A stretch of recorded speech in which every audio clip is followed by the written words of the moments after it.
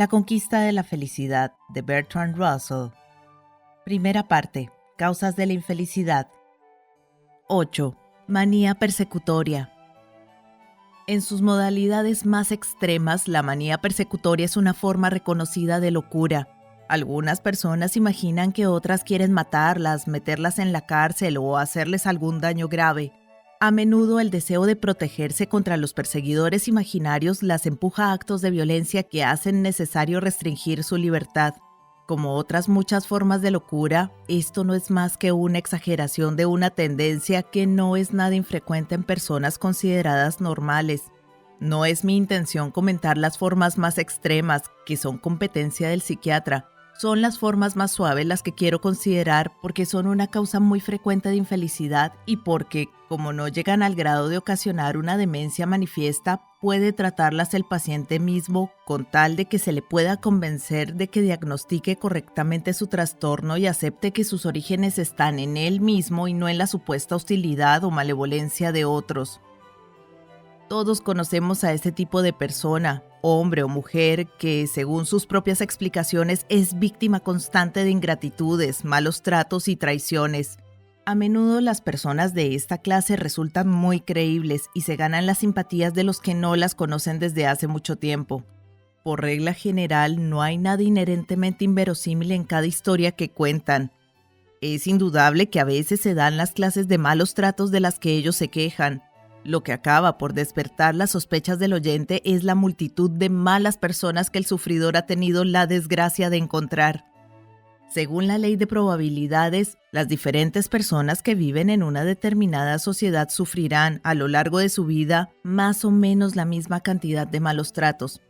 Si una persona de cierto ambiente asegura ser víctima de un maltrato universal, lo más probable es que la causa esté en ella misma y que, o bien se imagina afrentas que en realidad no ha sufrido, o bien se comporta inconscientemente de tal manera que provoca una irritación incontrolable.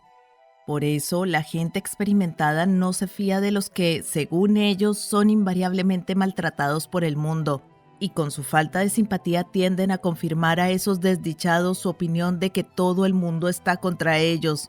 En realidad se trata de un problema difícil, porque se agudiza tanto con la simpatía como con la falta de ella. La persona con tendencia a la manía persecutoria, cuando ve que le creen una de sus historias de mala suerte, la adorna hasta rozar los límites de la credibilidad.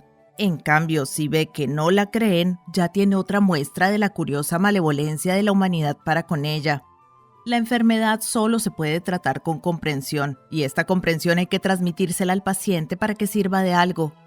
En este capítulo me propongo sugerir algunas reflexiones generales que permitirán a cada individuo detectar en sí mismo los elementos de la manía persecutoria que casi todos padecemos en mayor o menor grado, para que una vez detectados se puedan eliminar.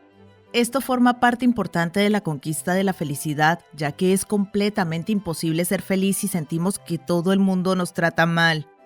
Una de las formas más universales de irracionalidad es la actitud adoptada por casi todo el mundo hacia el chismorreo malicioso. Muy pocas personas resisten la tentación de decir cosas maliciosas acerca de sus conocidos y a veces hasta de sus amigos. Sin embargo, cuando alguien se entera de que han dicho algo contra él, se llena de asombro e indignación. Al parecer, a estas personas nunca se les ha ocurrido que, así como ellos chismorrean acerca de todos los demás, también los demás chismorrearán acerca de ellos. Esta es una modalidad suave de la actitud que, cuando se lleva a la exageración, conduce a la manía persecutoria. Esperamos que todo el mundo sienta por nosotros ese tierno amor y ese profundo respeto que sentimos por nosotros mismos. No se nos ocurre que no podemos esperar que otros piensen de nosotros mejor que nosotros de ellos, y no se nos ocurre porque nuestros propios méritos son tan grandes y evidentes, mientras que los méritos ajenos, si es que existen, solo son visibles para ojos caritativos. Cuando nos enteramos de que fulanito ha dicho algo horrible acerca de nosotros, nos acordamos de las 99 veces que nos abstuvimos de expresar nuestras justas y merecidísimas críticas y nos olvidamos de la 100ª vez, cuando en un momento de incontinencia declarábamos lo que considerábamos la verdad acerca de él. ¿Así me paga toda mi tolerancia?, pensamos. Sin embargo, desde su punto de vista, nuestra conducta parece exactamente igual que la suya a nuestros ojos. Él no sabe nada de las veces que callamos, solo está enterado de la 100ª vez cuando sí que hablamos. Si a todos se nos concediera el poder mágico de leer los pensamientos ajenos, supongo que el primer efecto sería la ruptura de casi todas las amistades.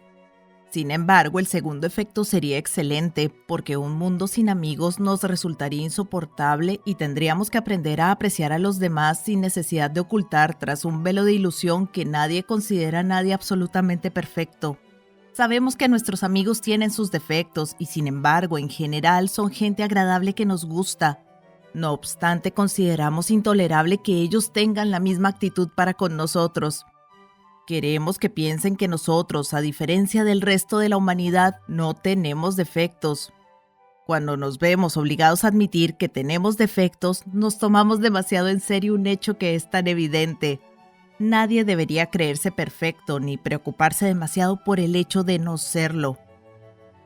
La manía persecutoria tiene siempre sus raíces en un concepto exagerado de nuestros propios méritos.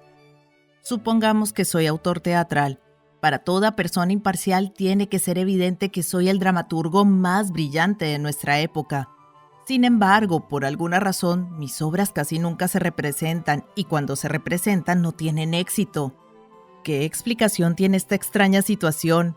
Evidentemente, empresarios, actores y críticos están conjurados contra mí por algún motivo, y dicho motivo, por supuesto, es otro gran mérito mío. Me he negado a rendir pleitesía a los peces gordos del mundo teatral. No he adulado a los críticos. Mis obras contienen verdades como puños que resultan insoportables para los aludidos. Y así mis trascendentales méritos languidecen sin ser reconocidos.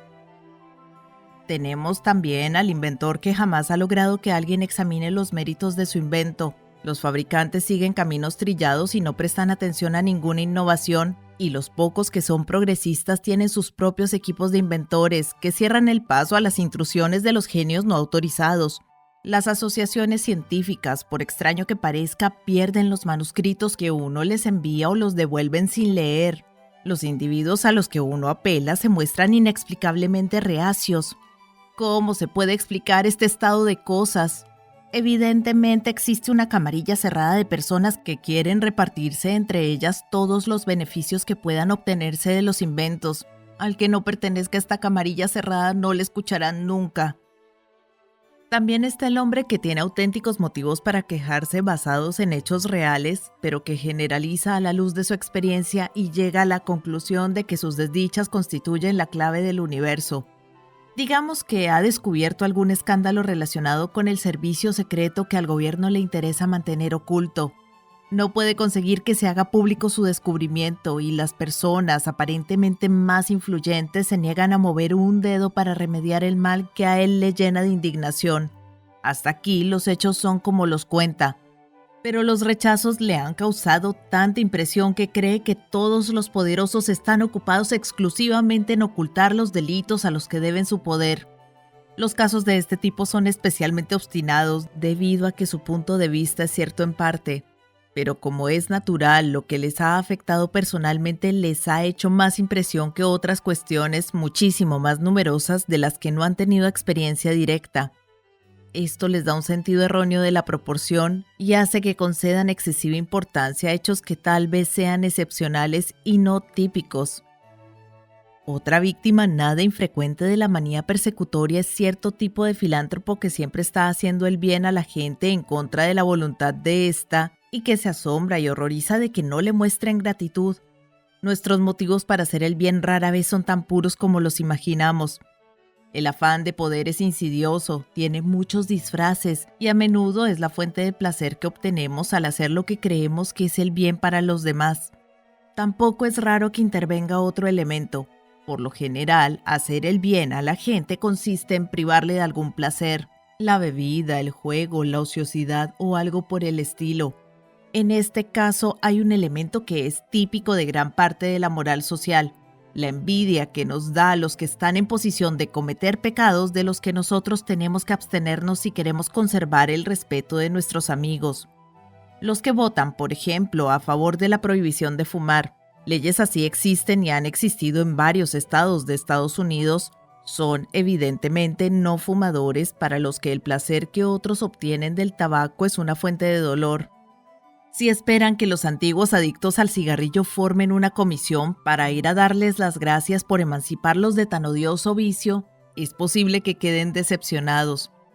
Y entonces pueden empezar a pensar que han dedicado su vida al bien común y que quienes más motivos tenían para estarles agradecidos por sus actividades benéficas parecen no darse cuenta de que deberían agradecérselo.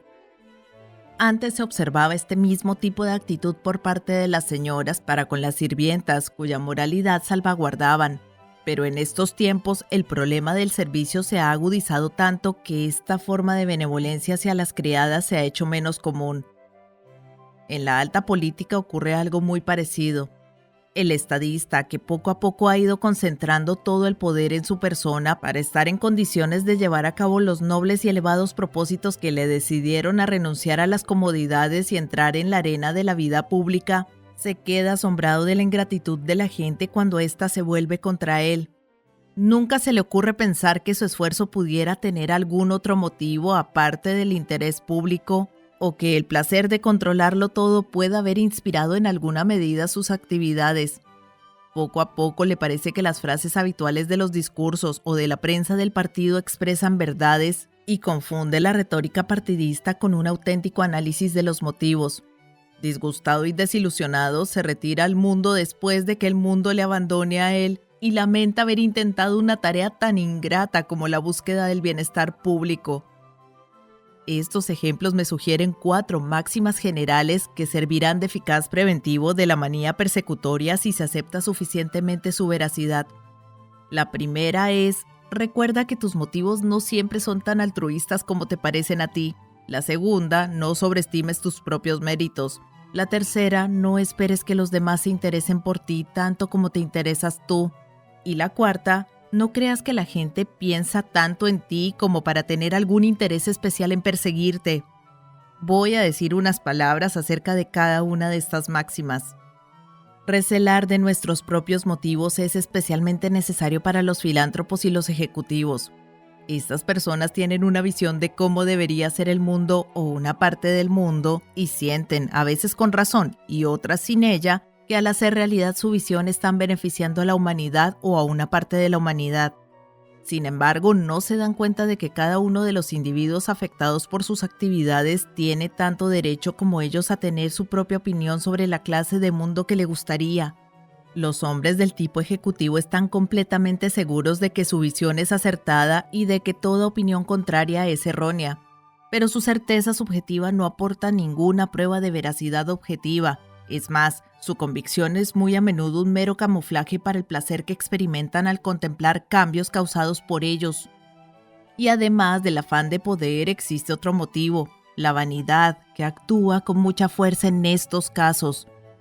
El idealista magnánimo que se presenta al Parlamento, sobre esto hablo por experiencia, se queda asombrado ante el cinismo del electorado que da por supuesto que solo busca el honor de escribir miembro del Parlamento detrás de su nombre. Cuando la campaña ha terminado y tiene tiempo para pensar, se le ocurre que, después de todo, puede que los lectores cínicos tuvieran razón. El idealismo pone extraños disfraces a motivos muy simples y por eso a nuestros hombres públicos no les viene mal una dosis de cinismo real. La moral convencional inculca un grado de altruismo que apenas está al alcance de la condición humana, y los que se enorgullecen de su virtud se imaginan con frecuencia que han alcanzado este ideal inalcanzable. La inmensa mayoría de las acciones humanas, incluyendo las de las personas más nobles, tienen motivos egoístas, y no hay que lamentarse de ello, porque si no fuera así, la especie humana no habría sobrevivido. Un hombre que dedicara todo su tiempo a procurar que los demás se alimenten, olvidándose de comer él mismo, moriría. Claro que podría comer solo lo suficiente para cobrar las fuerzas necesarias para lanzarse de nuevo al combate contra el mal, pero es dudoso que el alimento comido de este modo le digiera adecuadamente porque no se estimularía lo suficiente el flujo de saliva. Así pues, es preferible que el hombre coma porque disfruta de la comida a que acceda a dedicar algún tiempo a comer inspirado exclusivamente por su interés por el bien común. Y lo que se aplica a la comida se puede aplicar a todo lo demás. Cualquier cosa que haya que hacer solo se podrá hacer correctamente con ayuda de cierto entusiasmo, y es difícil tener entusiasmo sin algún motivo personal. Desde este punto de vista, habría que incluir entre los motivos personales los que conciernen a personas biológicamente emparentadas con uno, como el impulso de defender a la mujer y los hijos contra los enemigos. Este grado de altruismo forma parte de la condición humana normal, pero el grado inculcado por la ética convencional no, y muy rara vez se alcanza realmente. Así pues, las personas que desean tener una alta opinión de su propia excelencia moral tienen que convencerse a sí mismas de que han alcanzado un grado de abnegación que es muy improbable que hayan logrado. Y aquí es donde el empeño en alcanzar la santidad entra en relación con el autoengaño, un tipo de autoengaño que fácilmente conduce a la manía persecutoria. La segunda de nuestras 4 máximas, la que dice que no conviene sobreestimar nuestros propios méritos, ha quedado comentada en lo tocante a los méritos morales con lo que ya hemos dicho. Pero tampoco hay que sobreestimar otros méritos que no son del tipo moral. El dramaturgo, cuyas obras nunca tienen éxito, debería considerar con calma la hipótesis de que sus obras son malas. No debería rechazarla de antemano por ser evidentemente insostenible. Si descubre que encaja con los hechos, debería adoptarla como haría cualquier filósofo inductivo. Es cierto que en la historia se han dado casos de mérito no reconocido, pero son muchos menos numerosos que los casos de mediocridad reconocida. Si un hombre es un genio a quien su época no quiere reconocer como tal, hará bien en persistir en su camino aunque no reconozcan su mérito. Pero si se trata de una persona sin talento, hinchada de vanidad, hará bien en no persistir. No hay manera de saber cuál de esas 2 categorías pertenece a uno cuando le domina el impulso de crear obras maestras desconocidas. Si perteneces a la primera categoría, tu persistencia es heroica. Si perteneces a la segunda, es ridícula. Cuando lleves muerto 100 años, será posible saber a qué categoría pertenecías. Mientras tanto, si usted sospecha que es un genio, pero sus amigos sospechan que no lo es, existe una prueba que tal vez no sea infalible y que consiste en lo siguiente. ¿Produce usted porque siente la necesidad urgente de expresar ciertas ideas o sentimientos o lo hace motivado por el deseo de aplauso? En el auténtico artista, el deseo de aplauso, aunque suele existir y ser muy fuerte, es secundario en el sentido de que el artista desea crear cierto tipo de obra y tiene la esperanza de que dicha obra sea aplaudida, pero no alterará su estilo aunque no obtenga ningún aplauso. En cambio, el hombre cuyo motivo primario es el deseo de aplauso carece de una fuerza interior que le impulse a un modo particular de expresión, y lo mismo podría ser un tipo de trabajo totalmente diferente. Esta clase de hombre, si no consigue que se aplauda su arte, lo mejor que podría hacer es renunciar. Y hablando en términos más generales, cualquiera que sea su actividad en la vida, si descubre usted que los demás no valoran sus cualidades tanto como las valora usted, no esté tan seguro de que son ellos los que se equivocan. Si se permite usted pensar eso, puede caer fácilmente en la creencia de que existe una conspiración para impedir que se le reconozcan sus méritos, y creer eso le hará desgraciado con toda seguridad. Reconocer que nuestros méritos no son tan grandes como habíamos pensado puede ser muy doloroso en un primer momento, pero es un dolor que pasa y después vuelve a ser posible vivir feliz. Nuestra tercera máxima decía que no hay que esperar demasiado a los demás. En otros tiempos, las señoras inválidas esperaban que al menos una de sus hijas se sacrificara por completo para asumir las tareas de enfermera, llegando incluso a renunciar al matrimonio. Esto es esperar de otro un grado de altruismo contrario a la razón, ya que el altruista pierde más de lo que gana el egoísta. En todos nuestros tratos con otras personas, y en especial con las más próximas y queridas, es importante y no siempre fácil recordar que ellos ven la vida desde su propio punto de vista y según afecte a su propio ego, y no desde nuestro punto de vista y según afecte a nuestro ego. No debemos esperar que ninguna persona altere el curso principal de su vida en beneficio de otro individuo. En algunas ocasiones puede existir un amor tan fuerte que hasta los mayores sacrificios resultan naturales, pero si no son naturales no hay que hacerlos y a nadie se le debería reprochar que no los haga. Con mucha frecuencia la conducta ajena que nos molesta no es más que la sana reacción del egoísmo natural contra la voraz rapacidad de una persona cuyo ego se extiende más allá de los límites correctos. La cuarta máxima que hemos mencionado dice que hay que convencerse de que los demás pierden mucho menos tiempo pensando en nosotros que el que perdemos nosotros. El demente que padece de manía persecutoria imagina toda clase de personas, que en realidad tienen sus propias ocupaciones e intereses. Se pasan mañana, tarde y noche empeñados en maquinar maldades contra el pobre lunático.